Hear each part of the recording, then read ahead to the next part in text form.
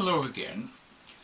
Today let's talk about a neglected classic, Shirley by Charlotte Brontë, which reflects the struggle between reason and passion, imagination and reality in the mid-19th century.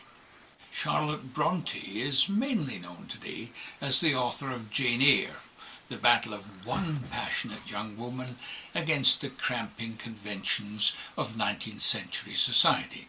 In Shirley, the same author tells the story of two heroines, Shirley and Caroline, fighting the same sort of battles against the background of industrial revolution, poor harvests, and the economic privations resulting from the Napoleonic Wars. And all of this played out in the Yorkshire Dales. Shirley was published in the usual format for the period, 3 volumes issued at intervals, and if there is one disadvantage of that format, it's that it encouraged authors to write enough to fill the 3 volumes, and just maybe Shirley suffers a little from this by contemporary standards. The book opens with a very humorous and highly uncomplimentary picture of 3 curates who seem more than willing to abuse the respect with which early 19th century society treated even the most junior members of the cloth. But, being set in Yorkshire, it moves swiftly on to consider manufacturers of cloth who are up against hard times. Set in 1811-1812, it is the time of mechanisation in the mills, the industrial revolution that would in time make good wool cloth affordable for the many rather than the rich few, but which at the time inflicted hardship, grinding poverty and even starvation on workers displaced by these machines, before the economy, to use a phrase in present-day use, was rebalanced.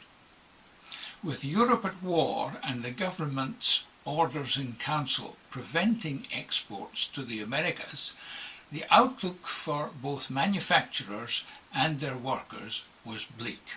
You might at first be forgiven for imagining that the book ought to have been called Caroline rather than Shirley, since we read through many early chapters dealing with Caroline Johnston, abandoned child of an abused governess, who lives with her uncle, a Church of England rector with narrow, high Tory attitudes to life and to women's place in it.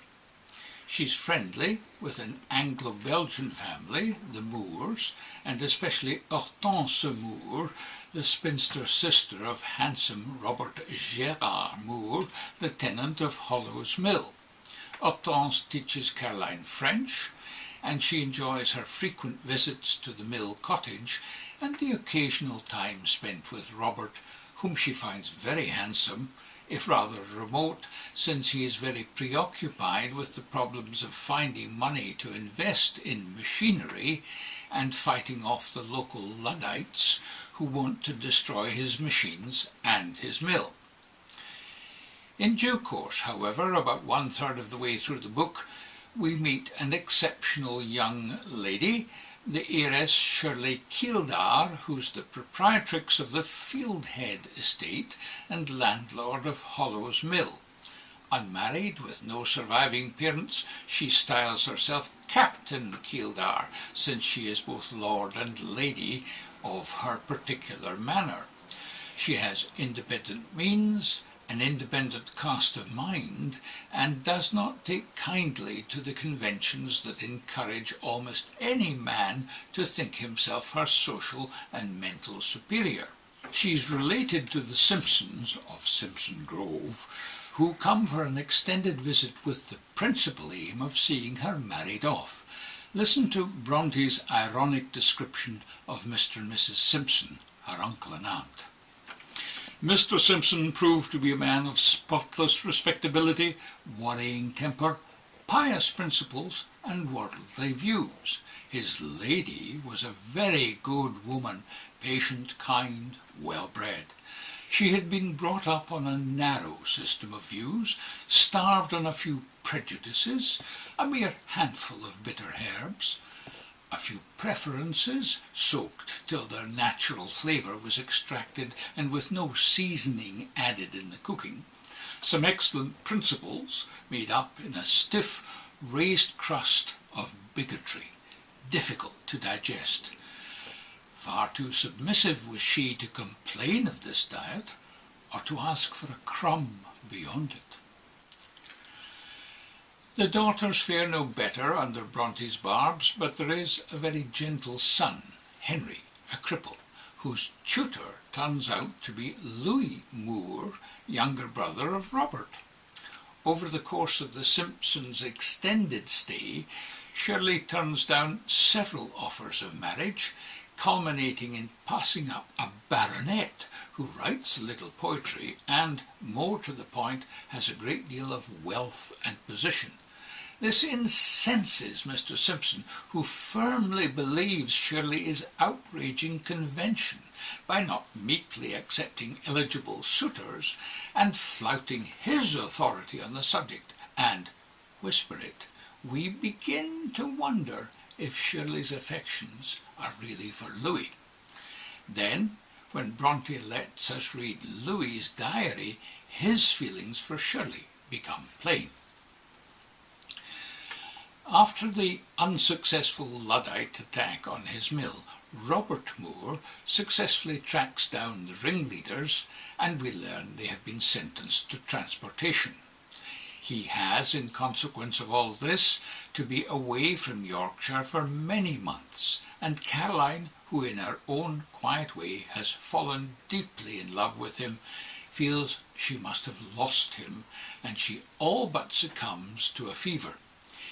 In the one somewhat Dickensian coincidence in the book, it is her discovery that she is being nursed by her own long-lost mother that revives Caroline's spirits and saves her life.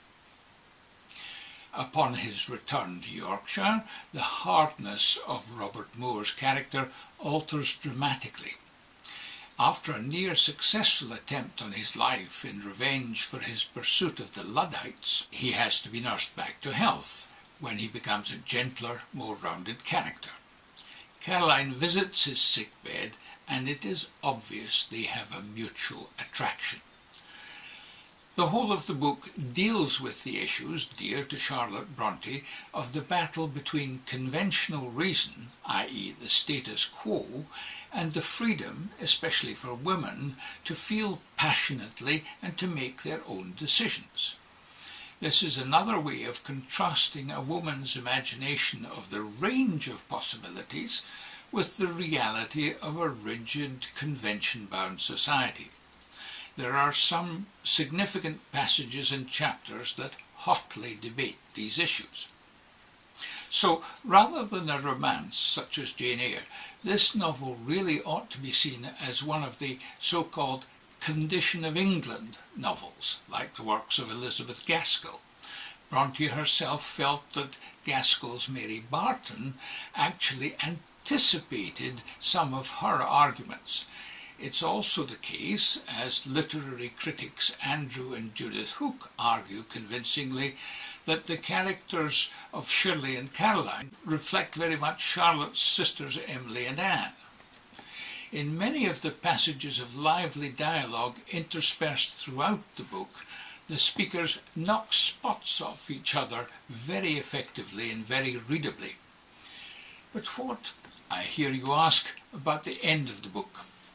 Spoiler alert, skip the rest of this blog. Well, to adapt Charlotte's own authorial interjection in Jane Eyre, reader, they married them. But it is worth reading through to the end of the book to find out just how all this comes about. Thank you for watching. I hope we'll meet again soon and talk about some more books. Goodbye.